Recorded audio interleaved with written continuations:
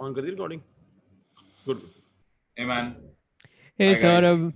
Hi, Hi. how are there. you? Just 2 more minutes. Okay, I'll be That's back. all right. Sure. That's perfect. Welcome to the Untitled Car Project podcast, your one stop show about Indian car enthusiasts capable of giving Dominic Toretto a run for his money. With serial gearheads Siddhant and Shivam, here we go.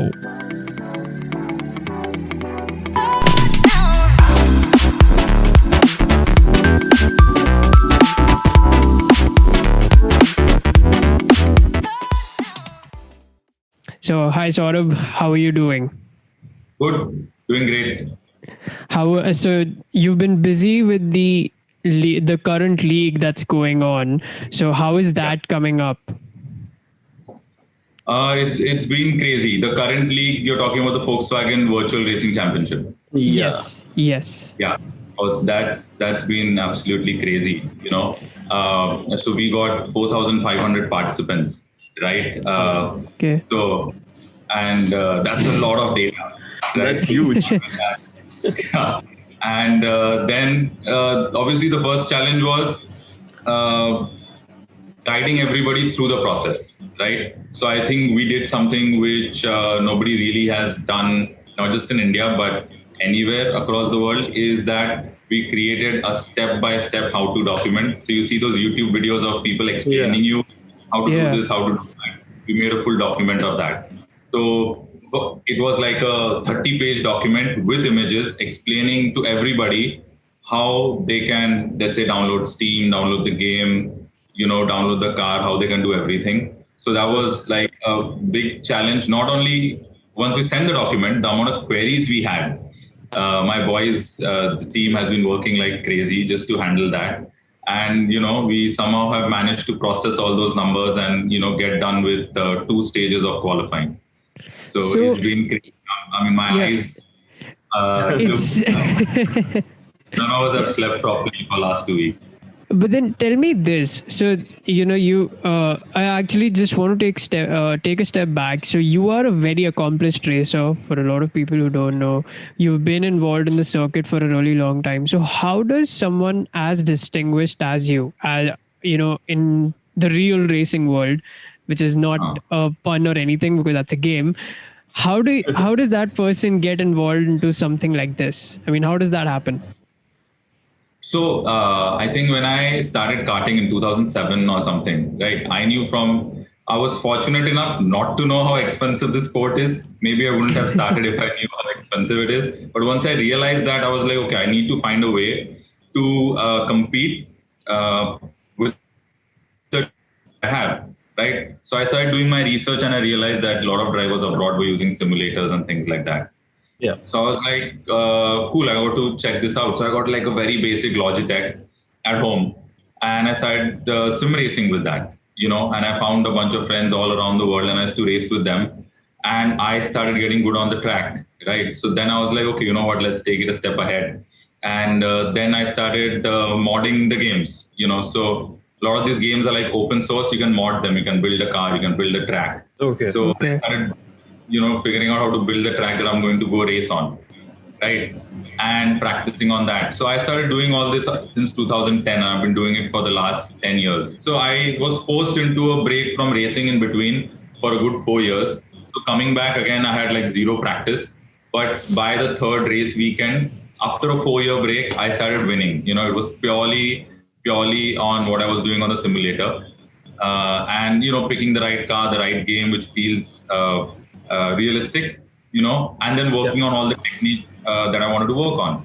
So I know how powerful this is. So the next step was I started seeing how hyped up esports was getting, and sim racing was, being taken seriously all around the world. So I started discussing with Raymond, who is himself a 8-time national champion and my coach. Okay, that get into esports. So he's like, okay, let's start. And yeah, that's how we got started. So, talking about Steam for a second. So, this game, all of these games are available via Steam. So, Yeah.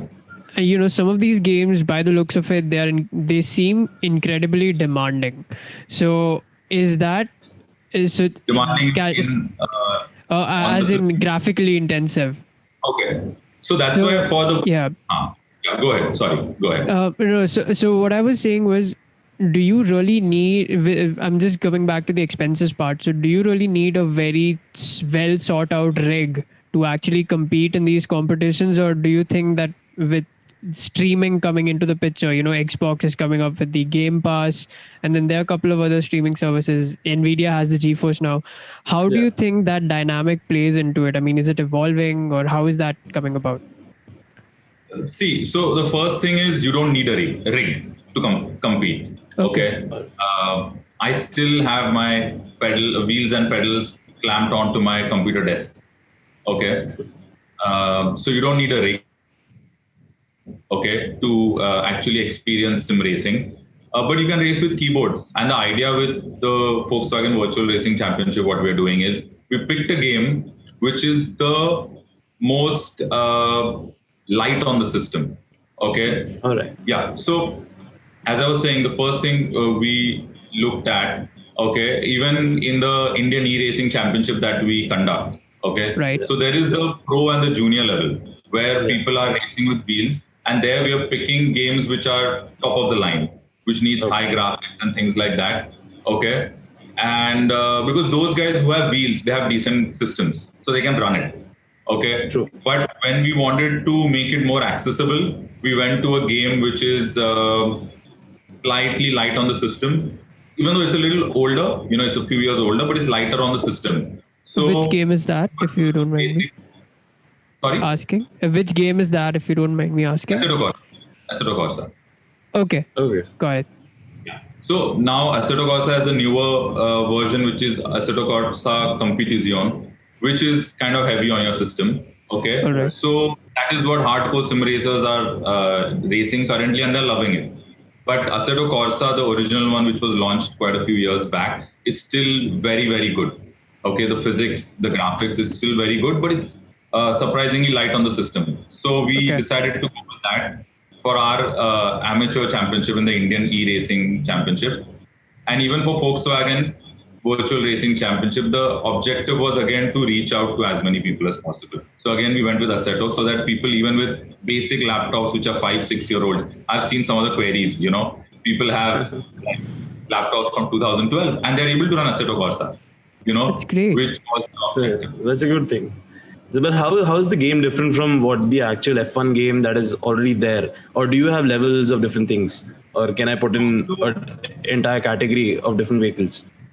So see, there are every game has all the different varieties of cars. From Formula cars, GT cars. From Formula 4 to Formula 4, 3, 2, 1, everything. But some are official games. Some are more suited for hobbyists who just want to have fun, and some are more hardcore, which are more realistic and simulation based, where you actually need a high level of skill to do well.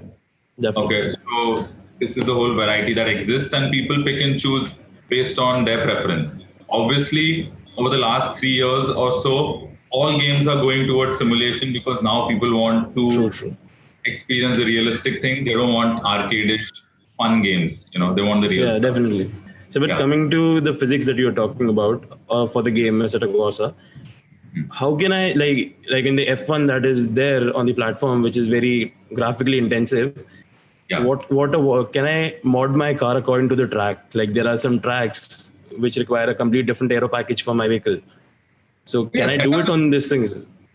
Yeah. So setup is very, very detailed. Sometimes I can't wrap my head around all the options that are available. So setup is so very there are detailed. options for everyone. There are options for to play with anything that I want to.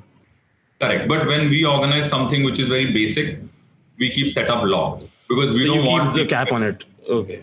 Yeah, we keep it completely locked, setup. That we give the setup, that's what people race on, because we want people to feel comfortable and not get intimidated looking at 30 different options from the car. Very true.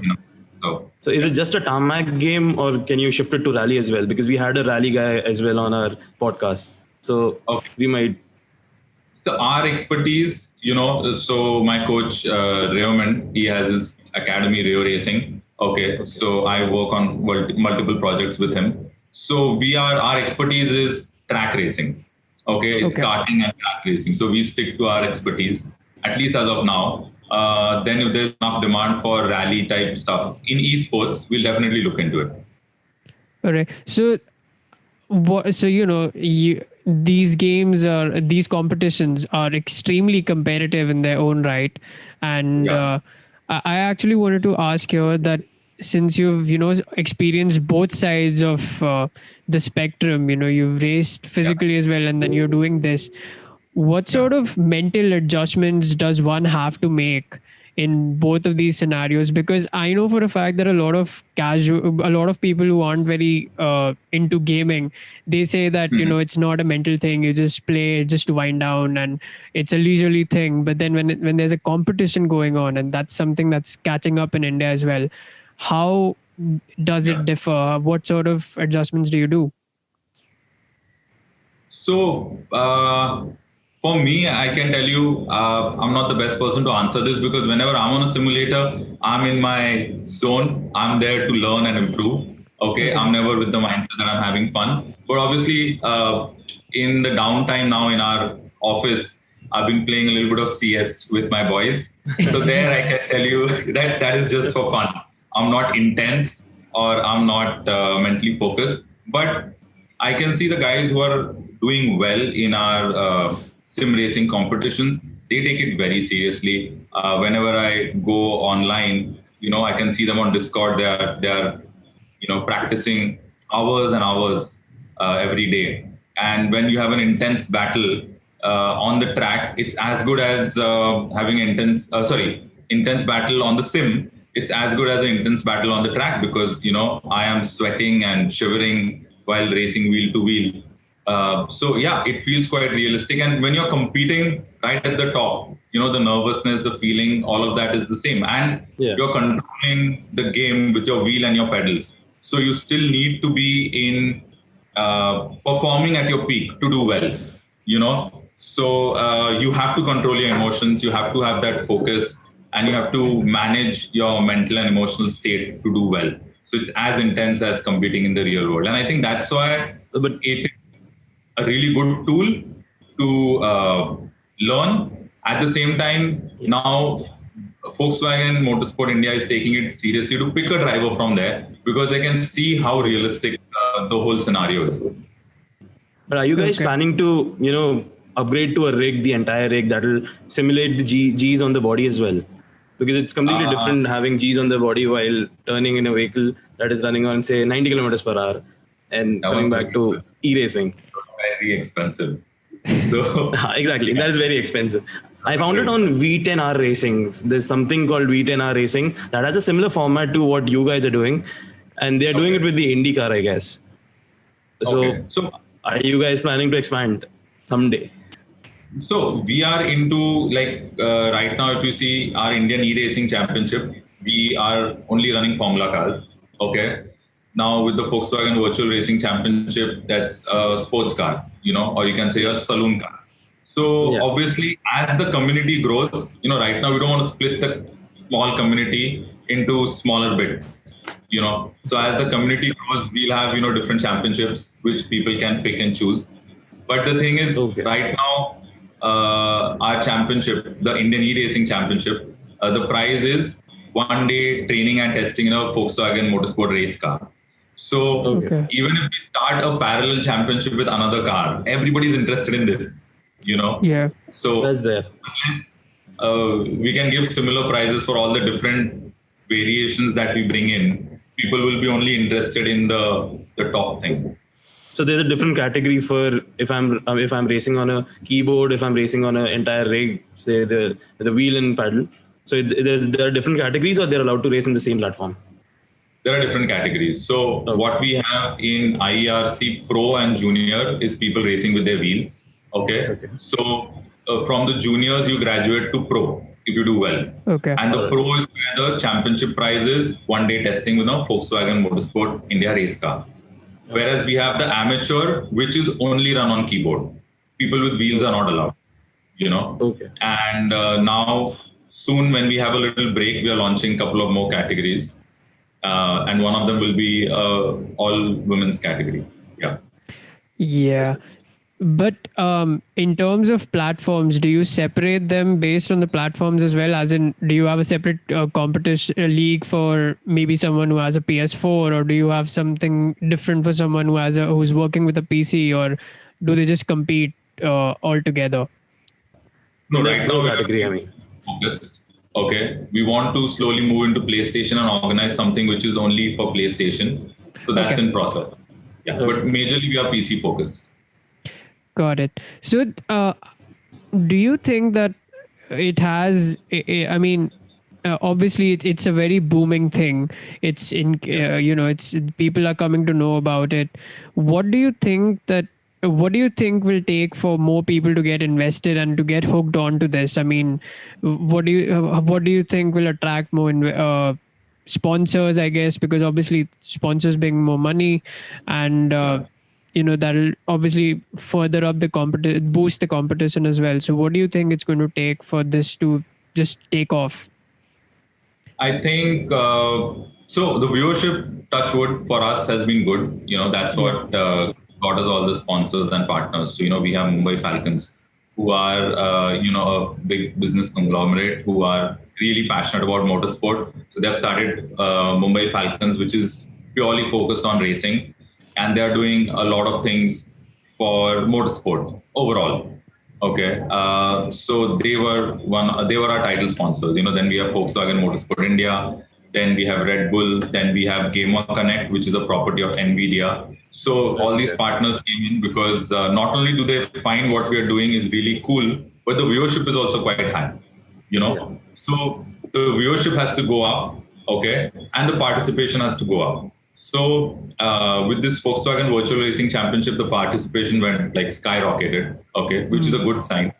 Yeah. And I mean, because the kind of numbers we have done are something that some games do with their own in-house competitions, which are run worldwide. We have done it in India, with very small budgets. So, which is very encouraging to see. And obviously, views have to go up. So, views are on the steady rise. Even the participation is on the rise, and that's why there is that much interest.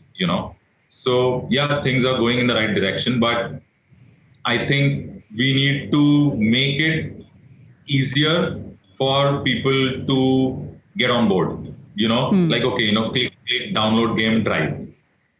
Yeah. It has to be that simplified, and that's the whole point behind how we have run the Volkswagen Virtual Racing Championship and how the help and the how-to document was structured. Okay, it's to make it very easy for people to get started. So is there a provision of downloading tracks as well? Like if tomorrow I want to get into say autocross and there are XYZ tracks in India, so is there a provision that I can lay out that track on this game and then practice my turns and corners on it and eventually get to autocross after that? So see, unless somebody has built the track, you can't get it. Okay, so you need some modder, okay, to build the track for you. Like what we did in the case of the Volkswagen Virtual Racing Championship is where, we developed the real world Volkswagen race polo and put it in the game, right? So it was a long process and we needed hardcore gaming experts to do that for us. Okay. So I mean, it's possible to do it, right? Possible to do, but there's a cost, and we need the right definitely. So but that is super cool, right? You're racing the real world race car, and a lot of my friends who are race drivers as well. So I was driving the car and giving feedback and helping develop the car. But then a lot of my friends have driven the finished product, who are race drivers and who have driven the Volkswagen race cars, and they're like, "Wow, man! Like this feels like the real world car," So you have the car now. If you can build the track, that's a crazy tool for somebody preparing for the real world championship. You can sit at home and do something and prepare. So what I was saying was that in terms of, especially in India, when parents see their kids engaging in something like this, first of all, gaming is not taken very seriously by that demographic. I mean, I'm just putting it out there. But then in terms of, the financial aspect of it is what I'm interested in. Is there a lot of money to be made there in India? Because I know that in the US, it's just taken off like anything, where a lot of these teams have $1 million contracts. But with India in particular, India, the gaming scene is there, but for racing, this particular thing that you're doing is, do you think that a lot of money is there to be made at this point? Are you trying to push it to Comic Con as well? Like these guys push it to Comic Con. The Rainbow Six guys are pushing it to Comic Con. So, I don't know about the money aspect. Too soon to tell. Everybody's excited. Okay. Yeah. Participants, sponsors, everybody's excited. But I think everybody's still just watching where it goes and what happens with it. We are here with our team figuring out which direction we want to take things in. Which will be fun and exciting and profitable as well. And there are a lot of people who are excited seeing what has happened, and they're just waiting and watching to see what next. And we are also always trying to figure out and think of what next, But the thing is, this is my personal opinion. Every kid loves cars. Okay. Yeah. Everybody plays racing games growing up. Okay. So why shouldn't racing games be as popular as first-person shooter games? Yeah, precisely. Why not? Because everybody loves cars. Everybody loves racing. I feel you should have a segment that is kind of demolition derby type, because people are into this thing. People are into FPS because you get to kill. So if you can accommodate that into a online platform, maybe business idea, writing it down. I mean, look how PUBG, PUBG and Fortnite and all of these games, they just took off like that. But that actually gets me to my other point. So do you think there is a lot of scope with mobile gaming, especially when it comes to racing? I mean, do you think you can take the same format and translate it into mobile gaming? Because PUBG did the same as long as, PUBG was there. But now that it's gone, and now that there's more, now that it sort of showed that okay, there's a scope, do you think you can take the same formula and implement it with smartphone gaming? Well, I hope so. So far we've not gone in that direction. Okay. But because there has to be the right format, the right kind of game, it has to have the right features that we need to conduct a competition. So yeah, I mean, that will be pretty cool. So let's see what is possible. We definitely want to look into that. But as I said, there's so much research and there are so many features that are necessary to do something in a fair way. Okay. And in a way that we can monitor it and it can be a proper competition. So we have to look into it. Yeah. But is there I'm asking this, just a casual asking this to a professional racer. When you play a mobile racing game, is there a game that's a favorite of yours where you think that, okay, this is something that's fun to do? Not really. I don't really enjoy the mobile games, So if it has to happen, it has to be like from mobile to keyboard to wheels and then race car, Got it. You can't take a game from mobile and put them on a racetrack. Yeah, because it's not that immersive. Personally, I haven't driven simulators. Obviously, for somebody who's not driven a simulator, it's quite immersive. Exactly. So, yeah. So a lot of viewers of ours, they have a lot of, as I said, a lot of misconceptions about this whole concept. Can you clear off the major ones and just state them and sort of, provide some clarity on them that you commonly come across that, okay, this just doesn't make sense because we are doing it? Like the major misconception that we guys came across was like we were just discussing this just before the podcast. We were like, is it a game or is it a platform and the game already exists and it's the platform wherein we can play that game, or have you guys actually made a game? So that's the major misconception that we're going through. Okay, so first thing is it's not at all easy. Okay, winning in competitions and the kind of effort the guys who are winning are putting in is incredible. Okay, and these are the guys who are passionate about the sport. They are hungry and they've got an opportunity and they're going at it. So first, it's not easy. Second is, no, we have not created a game. We are just collaborating with games and running these competitions on their games. Their features and compatibility and and all of them have been cooperative that way. But everybody has some features which are better than the others. So we are working with multiple games based on the concept that we are trying to execute. So for every different competition, we're working with a different game. So that's that. And second thing, the other thing is you don't need an expensive wheel to do well. Okay, there are some top drivers who are racing on the cheapest wheel available in the market, and they're doing a brilliant job with it.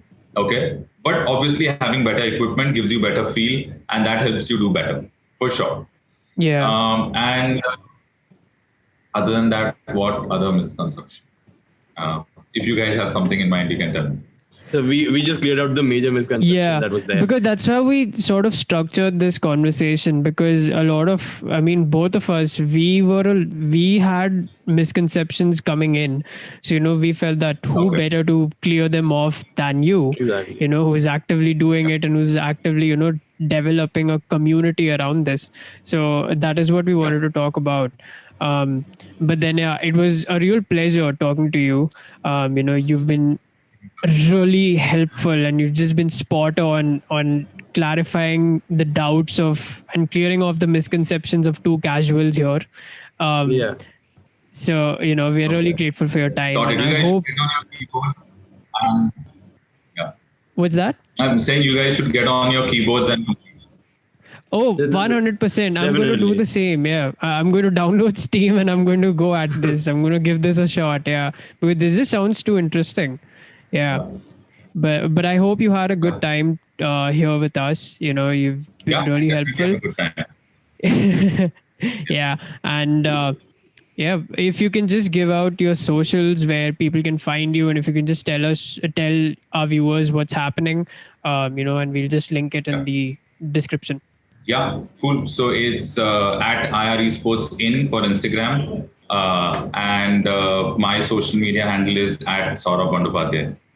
All right. And if you can just tell us about the recent competition that's going on, so that, we may just encourage a couple of people to sign up. We just saw the post about the Monza. Oh, so that is, so currently today in, I think 15 minutes, we are streaming the GT World Asia Esports Championship. So we've done a streaming partnership with them. So we'll be streaming their race.